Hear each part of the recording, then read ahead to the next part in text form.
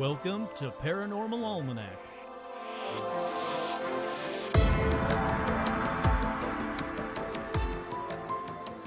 With your host, Kurt Sandvig.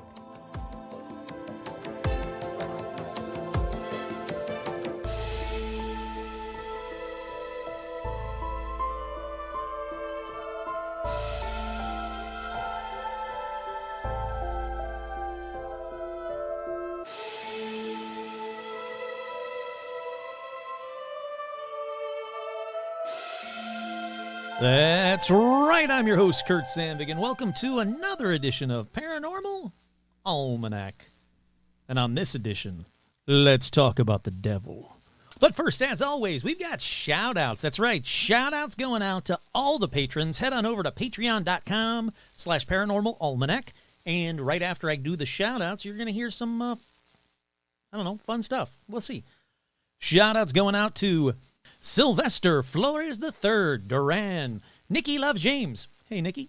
Kurt loves James, too. Cobalt Slayer 42, Lori, Alicia, Rebecca, Esteban, Ann, Stephen, Jennifer, Heather G. This user is totally not a skinwalker.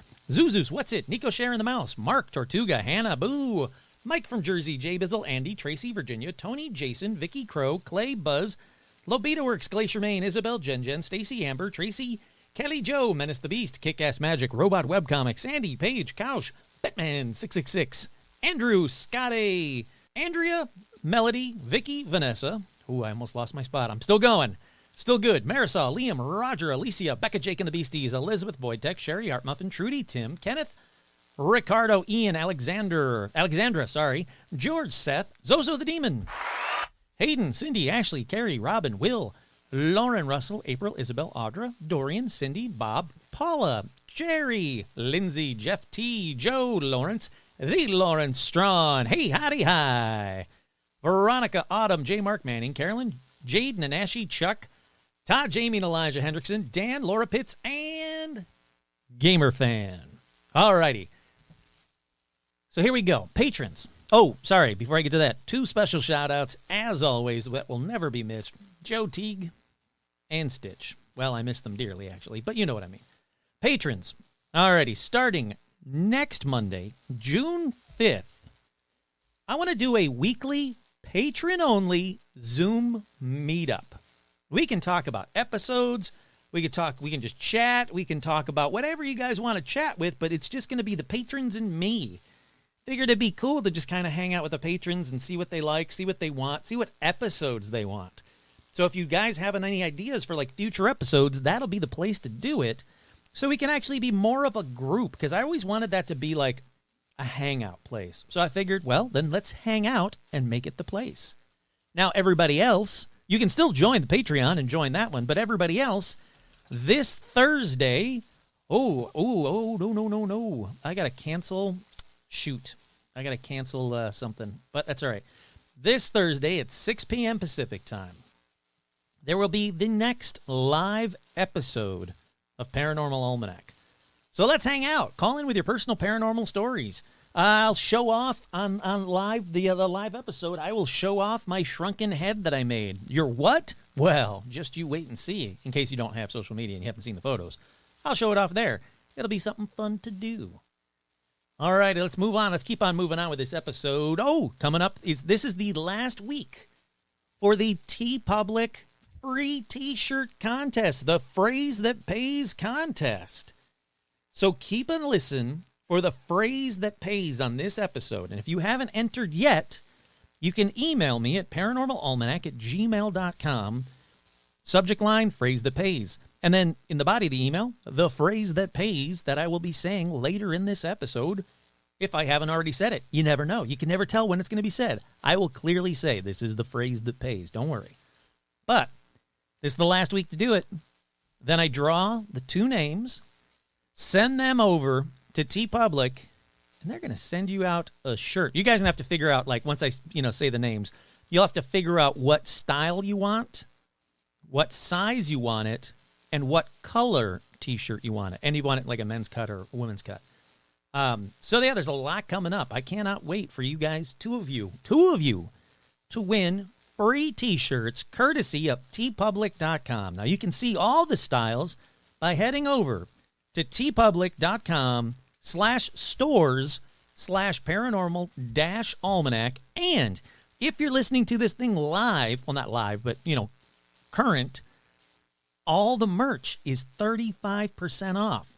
Get your merch, peoples. Alrighty, with that, nope, it's not Phrase That Pays time. Let's do paranormal news.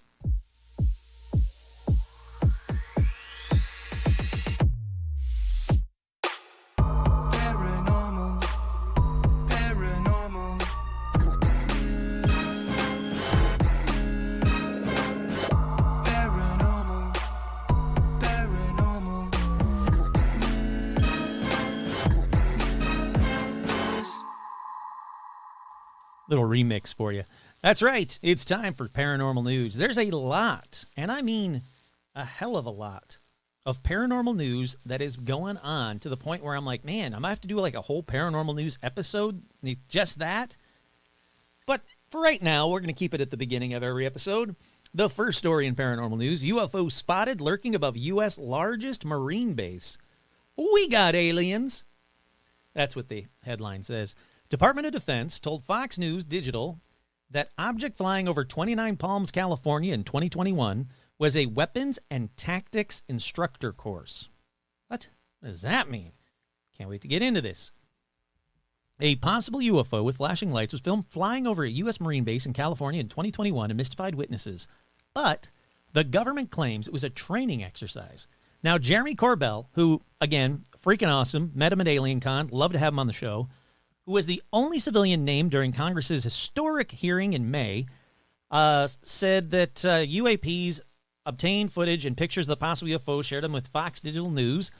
He says it was described to him by witnesses at Camp Wilson in 29 Palms, California, as a large, silent, and hovering triangular-shaped craft. Sue Goff, I don't know, a Department of Defense spokesperson, told Fox News Digital that a training course was going on at that time, and the Pentagon's tax office that tracks UAPs says it doesn't necessarily mean it was a UFO, and they don't have any record of this incident. Now, if you actually look at the photo of it, it is a ginormous triangular craft with lights. It's not just flares falling. This is a craft. You can see the outline of the craft.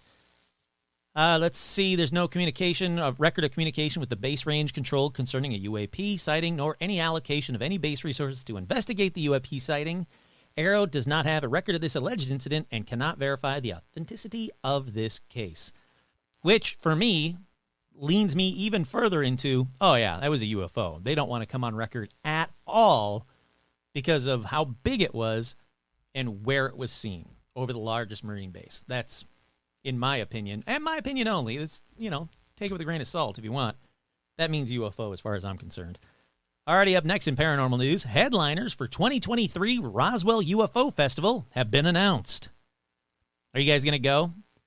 There will be live music on the evenings of Friday, June 30th and Saturday, July 1st at De Bremen Field for part of the UFO Festival in Roswell. They're going to have the country music trio Runaway Janes. All right, cool. I don't know them. Let's see. Austin Van will also perform. Cool. Don't know who that is. Tickets go on sale for $20 for general admission, $75 for VIP tickets. I'm going to go to the UFO Festival website and see what else is going to be going on there as well. I can tell you who hasn't been invited. Me. I've not been invited. I would love to go to it. It's 32 days away. Invite me. I'll go. Come on. Come on, Roswell. Let's see. You can get tickets for the entire thing. There's a variety of different ones. There's an alien crawl. Where's... It says, join us for this out-of-world experience. Tell me about it. What are the events? Here we go. Here's some of the events. Oh, my good Lord. I'm just going to click one of these. There's UFO discussions and tours. There's UFO attractions. There's planetarium stuff. Let's see. The Alien Crawl is a guided bar crawl. Cool. Sign me up. I want to go. That sounds awesome. Let's see. They're also going to have the Roswell incident. Discover more about speakers, details, and secure your tickets for this out-of-the-world event that they won't talk about. What else do you have? Come on, man. There's got to be a better event calendar. I'm trying to pimp this thing for you guys. Invite me. I'll pimp it out like crazy. Let's see. There'll be a Roswell Daily Record, Roswell Incident and Film Festival, a Galaxy Fair, Galacticon, Kids Zone, 2023 UFO Museum, UFOlogist Invasion, a Moon Maze, the Main Street Alien Fest. That's something I really would like to see one of these years. UFO Festival, laser shows, a circus camp, Kids Alien Foam Party, Aerial Aura Aerialists. Boy, that's a lot to say. Here we go. Now there's getting to some stuff. Alien Chase, Alien Crazy Hair Salon, 2023 UFO Museum of UFOlogist Invasion.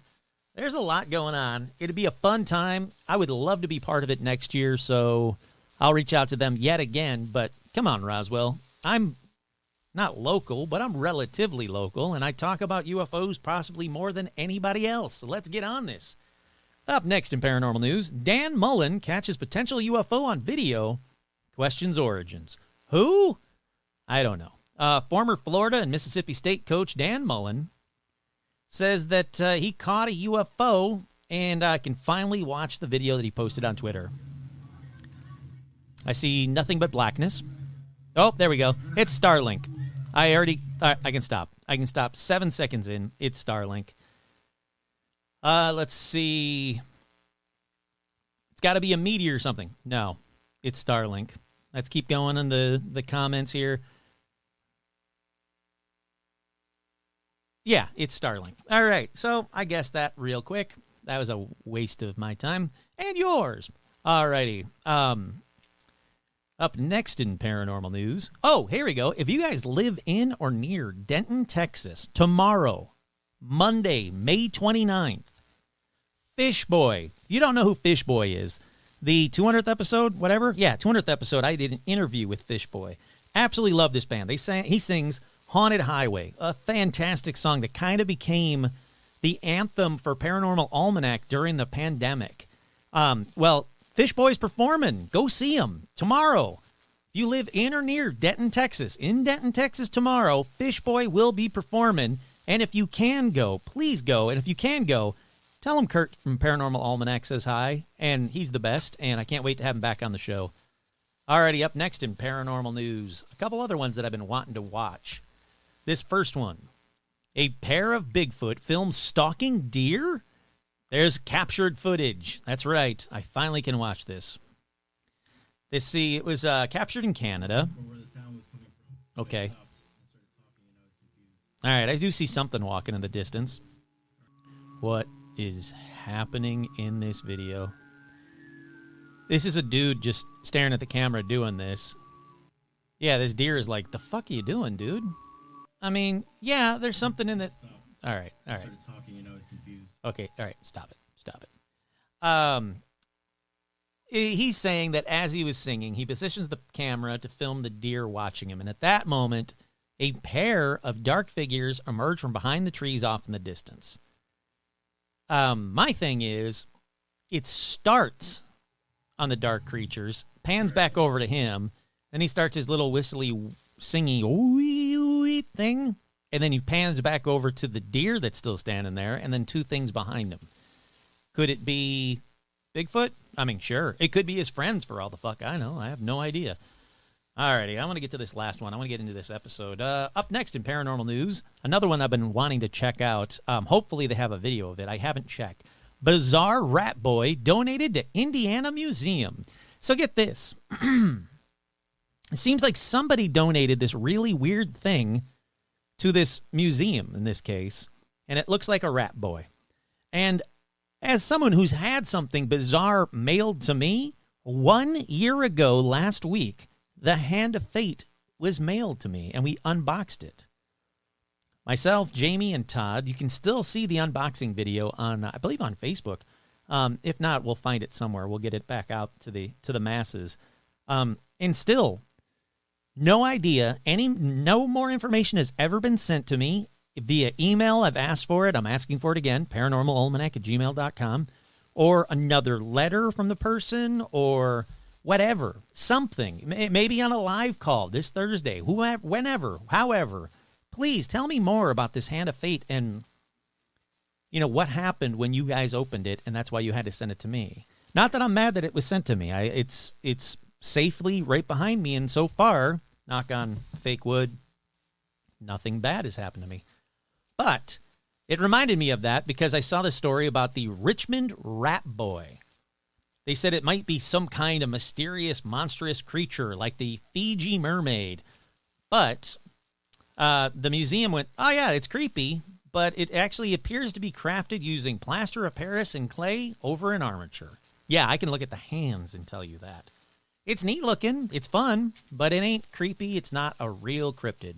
And since it's not, that means it's the end of Paranormal News. So let's take a quick break. We'll be right back with more Paranormal News. No more Paranormal News. With more Paranormal Almanac.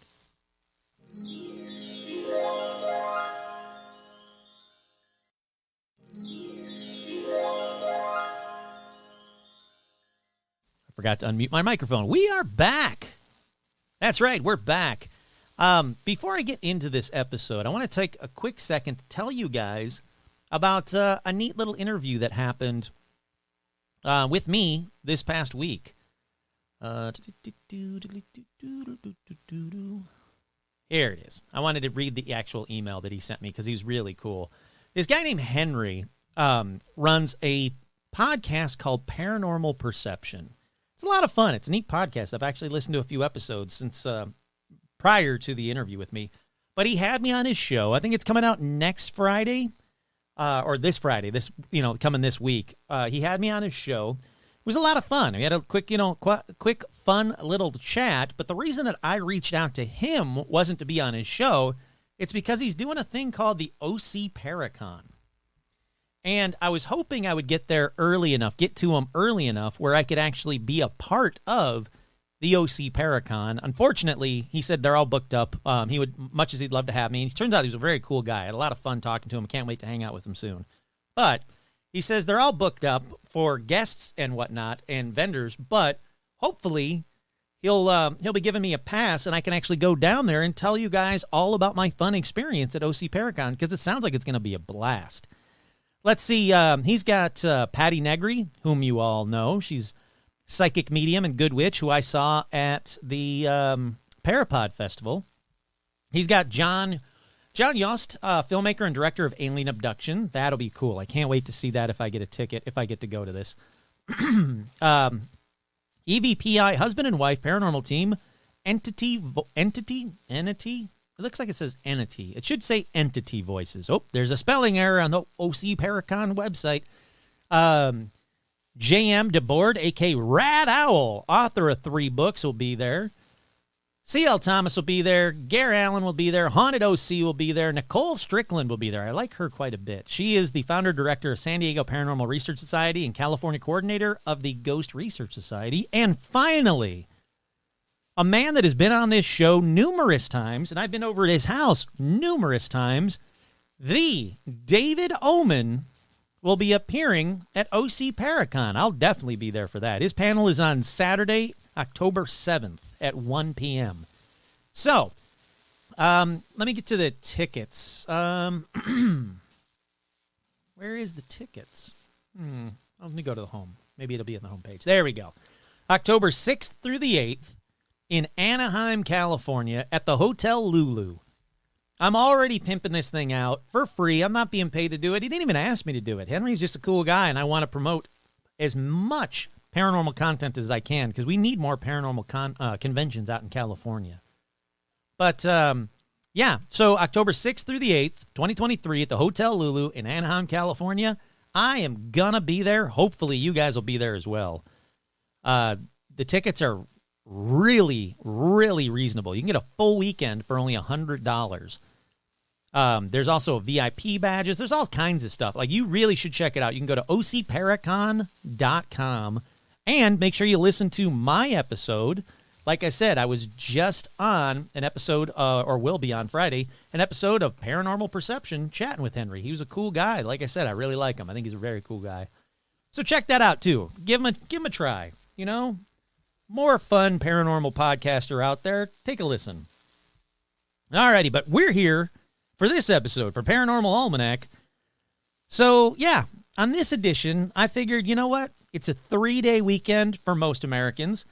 So let's talk about something relaxing, something non-controversial, something that no one can get offended about and send me death threats. That's right. Let's talk about the devil. Now, the devil has been blamed from everything from hard rock music to people being gay, both of which I have to say is just dumb. But let's talk about the devil and the people that have seen the devil. Plus, most of this episode, honestly, is about places that you can go to see the devil if you really want to. And frankly, I have no idea why you'd want to. So how about this? Most of this episode is places that if you happen to be there, keep an eye out because anyone around you could be the devil. So squirt them in the face with the squirt gun filled with holy water and then run away from anyone that gets near you. Yeah, that seems like a safer. That sounds better. Yeah, it sounds better. Just you have to be safe. You never know who the devil is. The devil's all around you, man. You know, that devil, he's tricky. He's a tricky bastard. Not just red with horns. But anyhow, let's go way, way back to 1655, where for a full year, a man named Alexander Peden was terrorized by the devil. Which, again, Kurt here, I gotta say, after a few months, I think I'd either get bored of it, I'd move away, I'd terrorize the devil back. You know, I'd do something. You can't just let the devil terrorize you for a full year. After a little bit, you gotta be like, oh, okay, devil, knock it the fuck off. Now, I thought I talked about this story in a Poltergeist episode, but I couldn't find it, so I still think I did.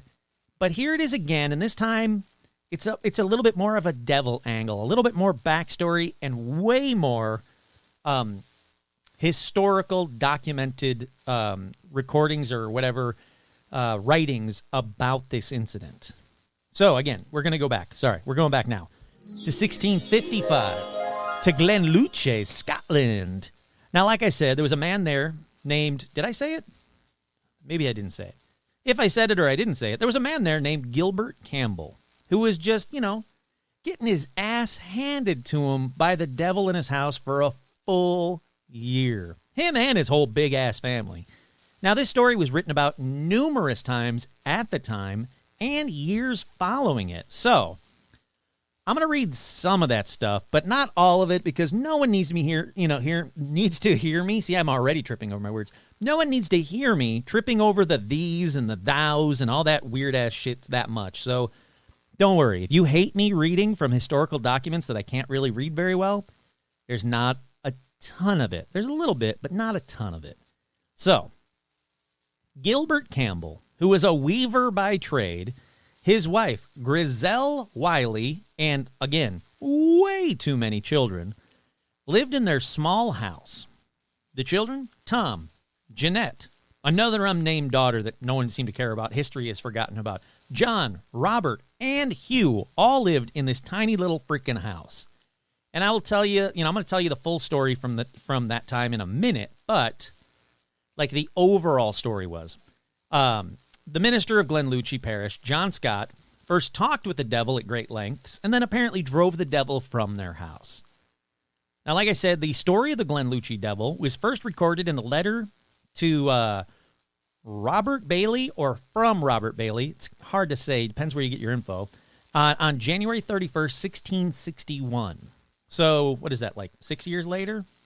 56, 57, 58, 59, 60, 61. Yeah, 6 years later. Did that math in my head. Also, how are these old-ass letters from the 1600s still around? You know what? I couldn't find a birthday card given to me last year if you said, I'll give you $1 million if you show me a birthday card that was given to you last year, let alone a letter or something from when I was a kid. But anyhow, here is this letter that somehow survived, maybe because it talked about the devil, from 1661, January 1661. It says, "There has been a great plague among the horse in all Britain, to the death of many thousands of the beast. What you inquire of the apparition in Galloway is notorily known in Glenluce Parish in John Campbell, a Webster's house for 2 or 3 years. A spirit did whilst cast stones, oft fire the house, and cut the webs and the looms, yet did never any considerable harm. All right, Kurt here. I'm going to stop right there. I'll go into this story without this bullshit a little bit, but basically what he's saying, for 2 to 3 years, the devil, cast stones in the house, broke windows of the house. The house caught on fire, cut the webs of the looms. Remember, he's a weaver. But no real harm. Bullshit. I'm going to call that harm. He said that the man was a good, pious, resolute man and never left his house for all. Sundry ministers of the presbytery did keep fasting and praying in the house without molestation. Sometimes it spoke, and the minister, Mr. John Scott, was so wise as to entertain large discourses with it. It were long to write all the passages. This 12-month it has been silent. So for a year now it's been quiet. I just had a hiccup, sorry. A sturdy beggar who had been the most wicked and avowed atheist, for which he had hanged at Dumfries, did oft lodge in that house about his death as it became more quiet. Yet thereafter it became troublesome enough, for the time is silent. It's almost done, don't worry. There's much witchery up and down our land, though the English be but too sparing to try it. Yet from they execute. That's it. It's done. That's all the weird-ass words. Don't worry. I'll go into the story with all that bullshit in just a second. But the next known source of the story is from 1672, so 17 years later. It's still being talked about, and this one is by George Sinclair. It's the same story, Satan chatting and bugging Gilbert. Then the next story that was about this Glenluce devil was in 1685, and this was written in Satan's Invisible World Discovered.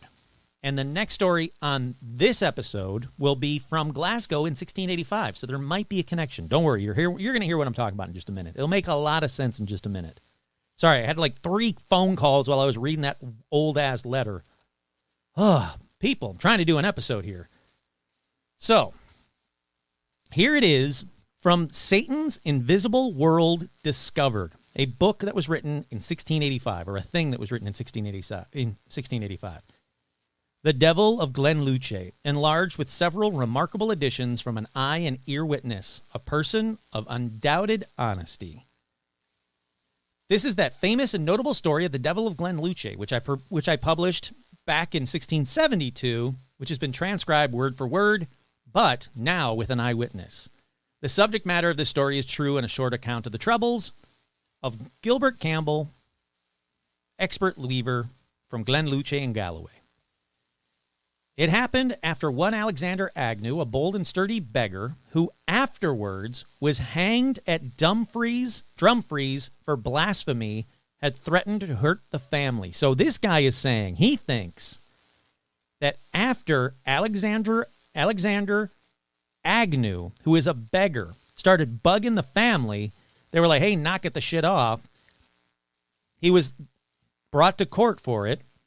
They said they had blasphemous expressions when he was interrogated by the judges, whether he believed there was a God or not. He answered he knew no God but salt, meal, and water. So basically, something you shouldn't do in the 1600s, but say, no, fuck God, I just want food. So they're saying that's when this shit really kicked off, when they hanged this guy, this basically homeless person. When they hanged him, that's when shit kicked off, which, you know what? Don't do that. That's just dumb. All right. How did it get started for the family, for Gilbert Campbell and his family? Well, first, there was a whistling heard both within and outside the house. Janet Campbell, the daughter, said that she was going to the well one day to bring home some water. She was basically hit with a shrill whistling about her ears, which made her say, I would fain hear thee speak as well as whistle. So basically, she heard voices as well as the whistle. Then she said there was a very threatening manner to the voice, and she said, the voice said, I'm going to basically throw you into this well. And she said the voice was almost exactly like her voice, and it did resemble it, like she's like, yeah, this sounded like me, and it's saying it was going to throw me down the well. And other people heard the voice as well. She said it was weird because the whistle sounded like the small glass whistles that children used to make back in the day. Next, about the middle of November, this story, which I'm kind of paraphrasing right now, says the foul fiend came on with new and extraordinary assaults, basically throwing stones at the doors and the windows and down the chimney. He said there were tons of stones that were found down the chimney and thrown at the windows and outside at the doors. And he said thrown with force, too. No one was hurt, but it got so bad that they called on the minister. Now, while they're waiting for their minister, all the Campbell family's clothes were slashed and cut. That seems bad. Then, the bedsheets and linens were ripped off them as they slept. And they said basically we're, caught with our asses hanging out because they were naked because all the clothes were slashed. So they're under the blankets, boom, blankets ripped off of them. Everything was dumped and thrown about their house, their dressers, their trunks, their cupboards. Then, Dad Gilbert said he was cut and slashed. And he said that no piece of cloth in the house was unslashed. So, he takes the whole family of the neighbors to stay to try and protect the family. But he stays in the house for a season, and he said for about 4 or 5 days there wasn't any activity in the house. So, if you're thinking, oh yeah, it's the girl, it's obviously going to be Janet, it's a poltergeist.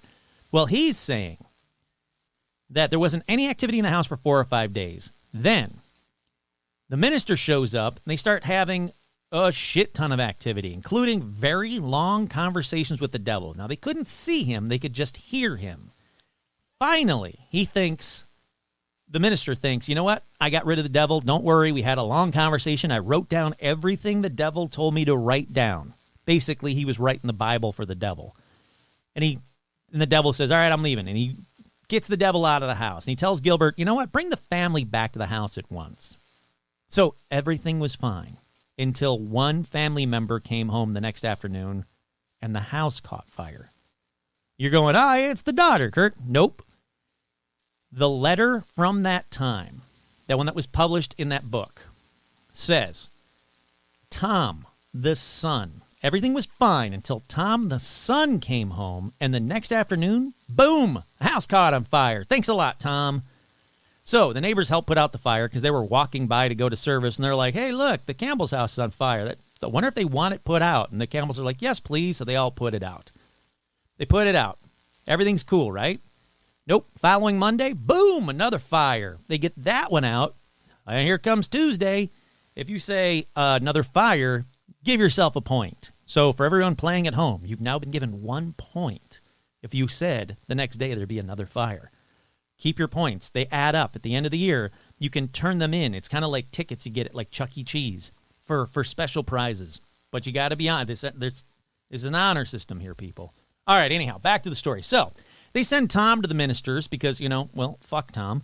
And they cleanse the house again, and no fires happen at all. So the minister says, all right, everything's cool now. You know what? I'm going to bring Tom back because, I don't want Tom.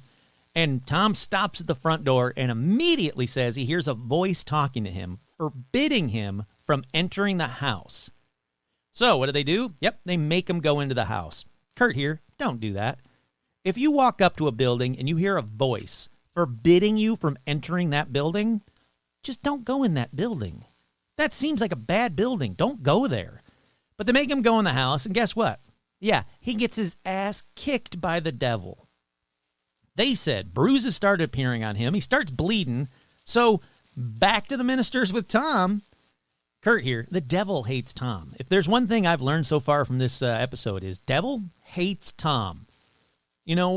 Maybe that's why Tom and MySpace aren't around anymore. The devil hated him. All right, then soon after Tom's ass kicking, the whole family starts hearing voices, and they start arguing with the devil. Kurt here, don't do that either. Again, that seems bad. So they tell the minister, who I assume was just, sitting in his house, not sleeping, with a knife or something pointed at Tom the whole time, because I would be if I was that minister. I'd be like, no, the devil's in you, boy. But the minister brings some friends and family to start ridding the house of the devil once and for all. He said he's had it enough. So here's the transcript from the minister's wife. At their first incoming, the devil says, quum litterum. So Latin, he's speaking Latin. But these people actually know Latin. And they say these are the first words of the Latin rudiments, which scholars are taught when they go into the grammar school. And then he starts crying. Why? I don't know. He just starts crying. So the minister, thinking that he had spoken it to him, said he took it not of ill to be reviled by Satan, since his master had trodden that path before him. So basically, I'm not afraid of you, Satan, blah, blah, blah. Satan said it was not to you I spoke it to. I meant by the dog there for the dog standing behind backs. No idea what the hell that shit means. So they all go to pray. They said, which ended, they heard a voice speaking out of the ground from under a bed in a proper country dialect. And it's saying, would you know the witches of Glenluce? I'll tell them, I will tell you them, and so related 4 or 5 persons' names that went under a bad report. So basically he says, hey, you know any of these witches in Glenluce? And they're like, what? No. And he's like, oh, let me give you their names. Of course they wrote them down. It was the 1600s. Everybody's afraid of witches. So the devil's now, ratting on people. The Weaver came in, the dad, and said, oh, one of those people on that list? Yeah, they died a long time ago. And the devil says, yep, it's true. She is dead long ago, but her spirit is living with us in this world. The minister then tried to basically exorcise the demon. Did the whole basic exorcism kind of stuff, saying, get behind me, Satan, and, all the Lord and all that jazz. And the prayer went again, which it ended. During the time of prayer, no noise or trouble was made, except one, that a loud, fearful yowl was heard from a distance. So while he's praying, there's crazy yowl in the distance. Let's see. The devil, with many threatenings, boasted and terrified the lad Tom, who would come back that day with the minister, that if he did not depart out of the house, he would set it all on fire. He says, the Lord will preserve the house. Guess what? House has already been caught on fire 3 times, minister. Maybe not. Let's see. He says that he has God's warrant to tarry in the house. So basically, he's allowed to be in the house. Let's see. The minister replied, the Lord will stop any malice against Tom. Boy, the devil hates Tom. They pray again. This time when it ends, the devil says, give me a spade and a shovel and depart from the house for 7 days, and I will make a grave and lay down in it and shall trouble you no more. That seems like a good deal. I hope they gave him a spade and a shovel.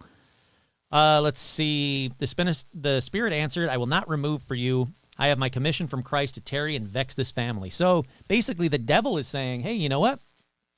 God or Christ says that I'm allowed to be here and do what I want to this family. Let's see. The devil replied, I have a commission which will perhaps last longer than your own. So basically said, you know what? I can do what I want, and I already have a commission on these souls. The company inquired at the lad who was still there, blah, blah, blah. I'm trying to skip ahead now because it just keeps going on and on. It's just back and forth. Minister says this. Devil says no. Minister says you have to. Devil says no. Minister says please. And devil says, nah, I don't think so. The minister said, come on, I'll give you Tom. And devil said, like, fuck Tom. It just goes back and forth, back and forth, back and forth, back and forth. Let's see.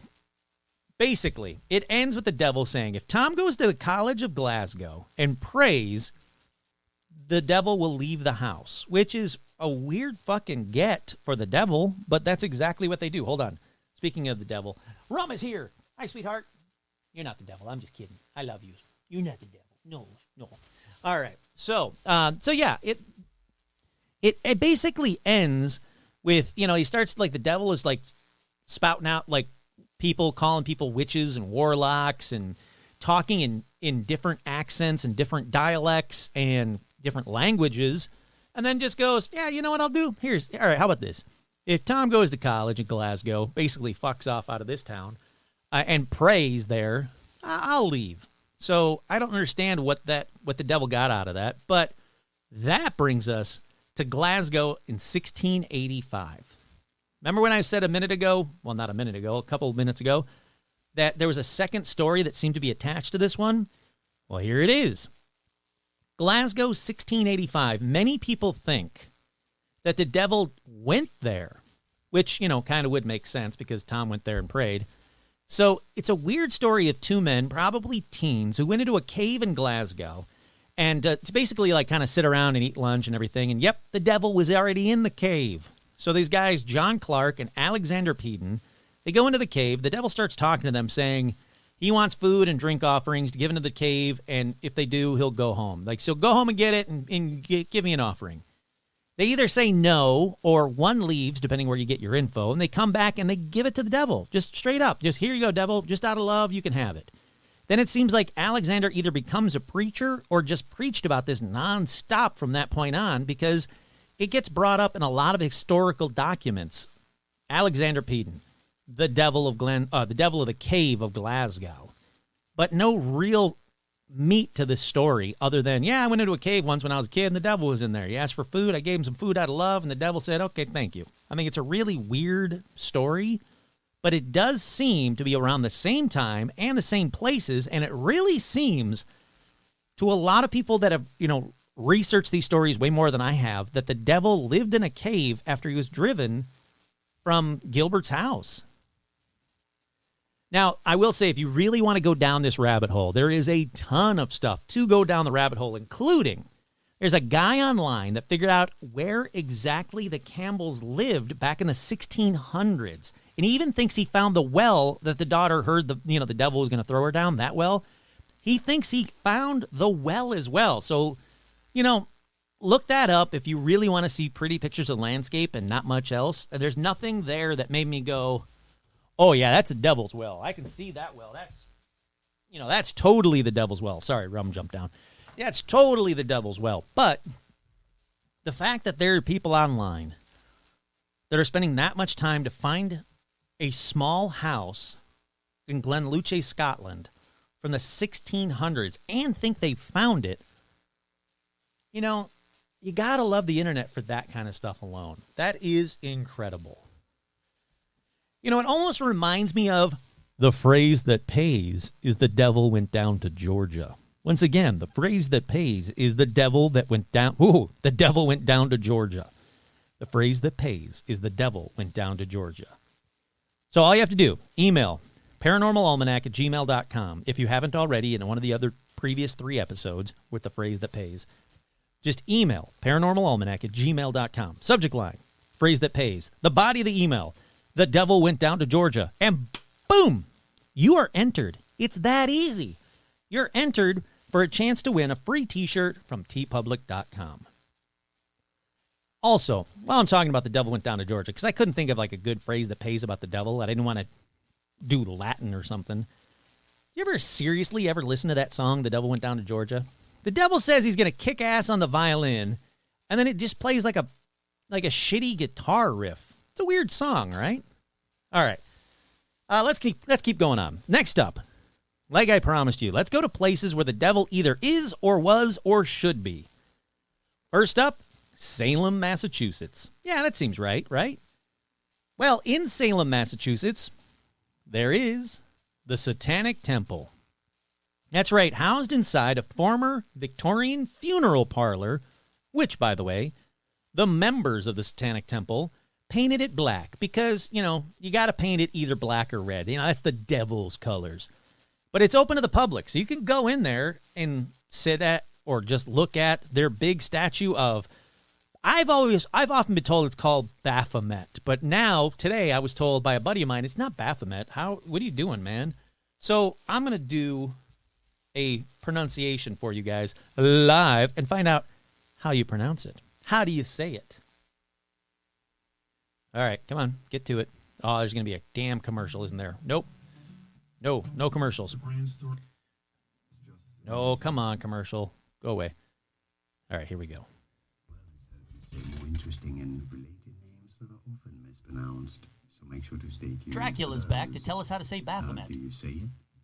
The name was first used by the French, so it is a French name originally.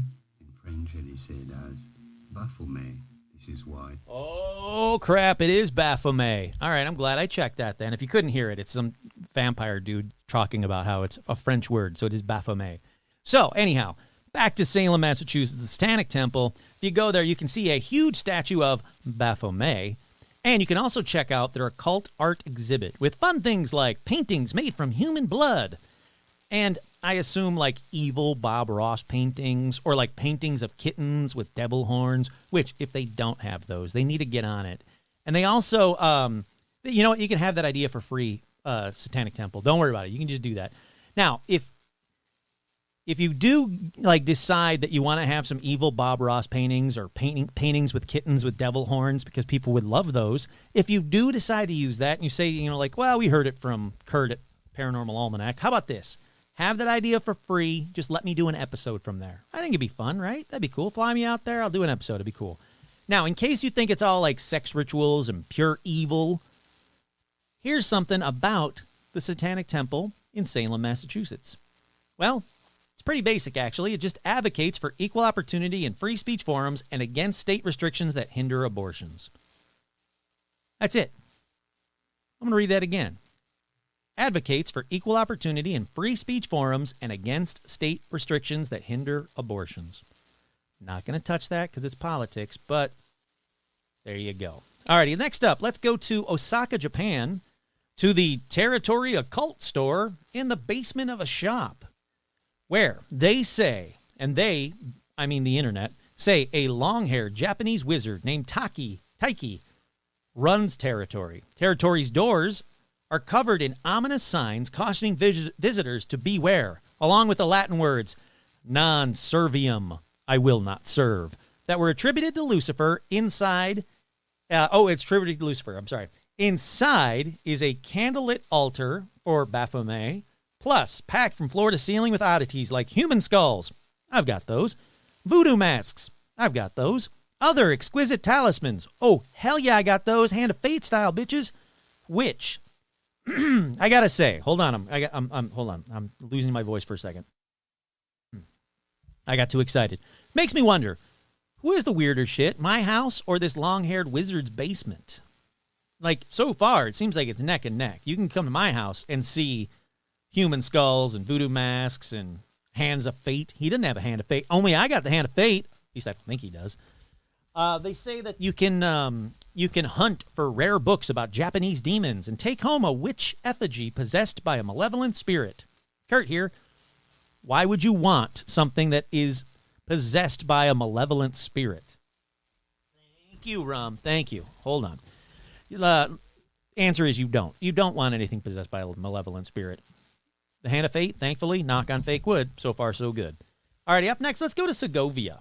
We're going to go to Segovia, Spain, to the El Dablillo del Aqueducto. Now, I'm just going to guess here, but I'm going to say that translates to the Devil's Aqueduct. Let's see if Kurt's right. Alrighty, according to folklore, a little girl who's tired of walking up the steep city streets to fill her pail with water every morning, so she does what every little girl does, and she strikes a deal with the devil. In exchange for her soul, he said that he would construct the aqueduct right there in town so she didn't have to keep walking up and down the hills. But he'll do it before the crow, or not the crow, the rooster. They say cockerel, but I don't want to say cockerel. The rooster, he said he'll do it before the rooster crows the following morning. So basically, one night, he said the devil's like, hey, man, I'll do this. I'll build you this aqueduct, but I'm going to take your soul if I can do it before the rooster, damn it, before the rooster crows the following morning. So the girl agrees, and the devil starts to build the aqueduct. But legend says, as night wore on, the devil's work got near completion. The girl grew more and more concerned. Then, just before the devil could lay the last stone, the rooster crowed. So, the devil lost his wager. The girl kept her soul. If you go there now, you will see a bronze devil perched on a ledge, naked, smiling, and snapping a selfie with a smartphone in his hand. It's a statue. It's a bronze statue. So, you can go there now and get your picture taken with the naked devil snapping a selfie. And apparently, this is fun fact, apparently the devil will not do like some kind of Twilight Zone, M. Night Shyamalan kind of twist for your soul if construction work is involved. So you got that going for you. So if you ever have to do a deal with the devil, it's got to be construction related, because we all know that he's just going to dick around with like the stupid violin in that one song. Alrighty, let's go to Bang Shawn, Thailand. And if you're Sean Bishop listening to this right now, Sean, first, let me say, I do not want to bang Sean, but the place is called Bang Shawn, Thailand. Now, keeping with the water theme from the last one, this one is an open-air water park with a ride that graphically depicts what it's like to go to Buddhist hell. Now, since I couldn't find a good picture of it, I found a YouTube video, but I haven't watched the YouTube video yet, so I kind of want to watch that YouTube video now. Now, I don't know if you guys will be able to hear it because the audio is being weird again. Yeah, it doesn't sound like you. Whoa. Today we're going to go check out a temple that bugs in. Oh. All right, shut up. So it's Bang Son, not Bang Sean. That makes me feel a little bit better. All right, so it's this couple there. I'm just going to mute it. There's this couple. They're standing in front of the pool, and they're like, hey, we're going to go see Bang Son. And they're riding a pink Vespa. Get to the temple. Come on, guys.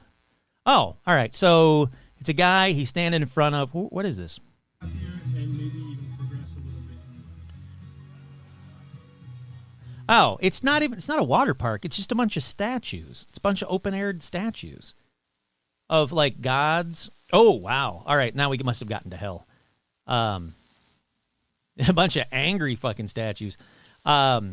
Oh, there's a cool monkey statue. I like that. So there's just like a bunch of cool-ass statues, but then they go to hell, and the statues get wacky quick. These things are awesome.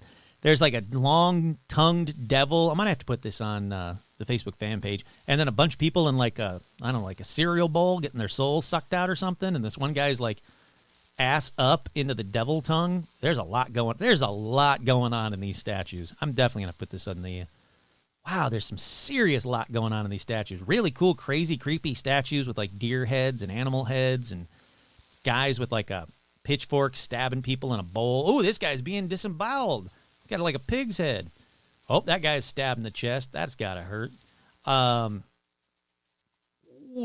That guy's getting a pitchfork to the dick. There's crazy. All right, I'm definitely putting this on the Facebook fan page because it's weird. I got to say it. Good on you. You did it. You made a weird ass outdoor museum-y kind of thing that I would love to check out and get some photos with. Screw getting a photo with the stupid naked devil with the cell phone. I want to go here. Next episode includes this. All right, it's been added to the Facebook fan page. What? No, just post it. Post it. A visit to hell. That's cool. I like that.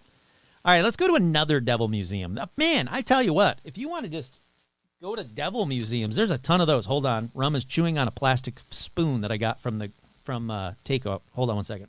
Can I have that, please? Thank you very much. A plastic spoon. Here, have a treat. Go with. All right, I'm back. I gotta say, if you want to have if you want to just go on a tour of devil museums around the world, there are a lot of them. This next one is from Kaunas, Lithuania, and it's called something that there is no chance in hell I'm going to get right. The Zmud Zinavičius Museum. Now, it's a former home. It's now a 3-story museum where Lithuanian artist and poet Antanas Zimidzevinas, there's just a lot of consonants. He collected, basically, there's a dude. He was an artist and a poet. He collected devils. So if you go there, you're going to see over 3,000 paintings and sculptures of horned creatures from around the world.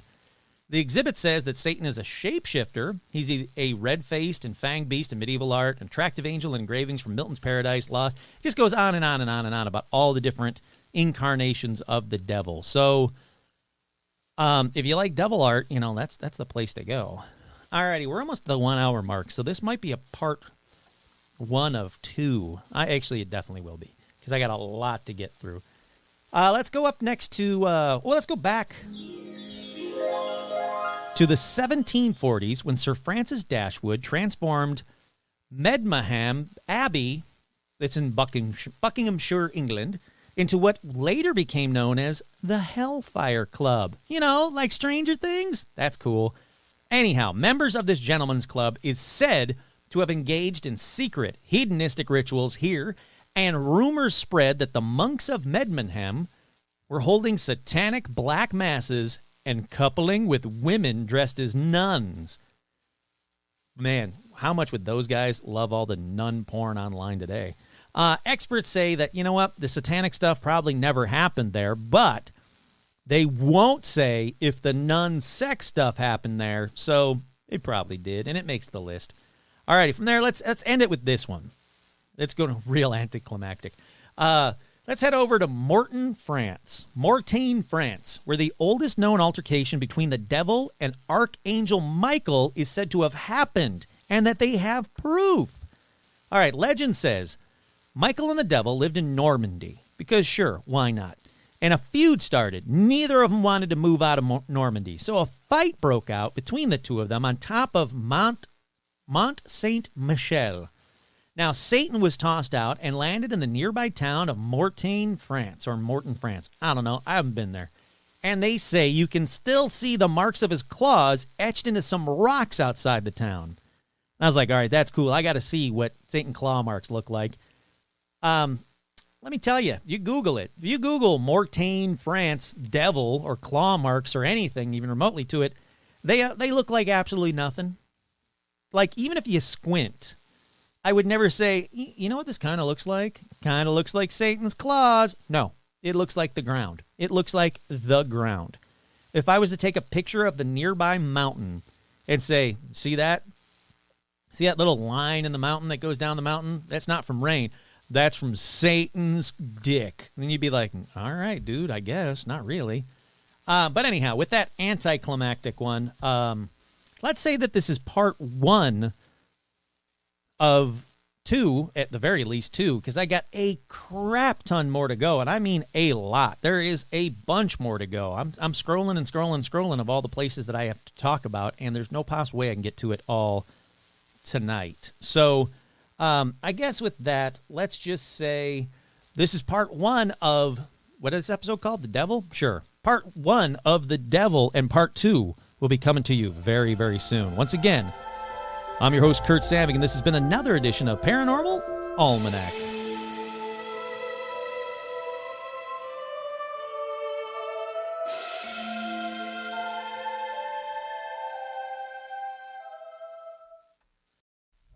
ويد بجمد قلبنا أبي وزوينا أبن زوي هاي سروا سرف مقلزوي هجوش بنايت نوفد